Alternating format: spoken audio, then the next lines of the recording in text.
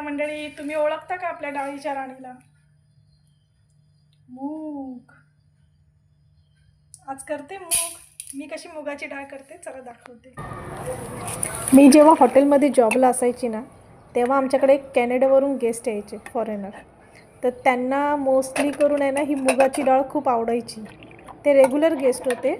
आमच्या शेफला माहीतच आहे, ते आले तर त्यांना ही डाळ बनवून द्यायचीच आहे. त्याच्या संगती मला पण भेटायचीच खायला. मला पण खूप आवडायची, म्हणून मी शिकूनच घेतली.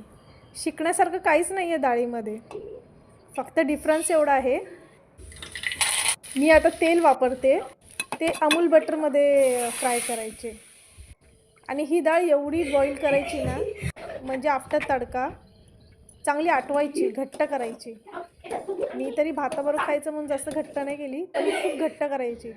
मग झाली ना आपली हॉटेल स्टाईल दाल फ्राय.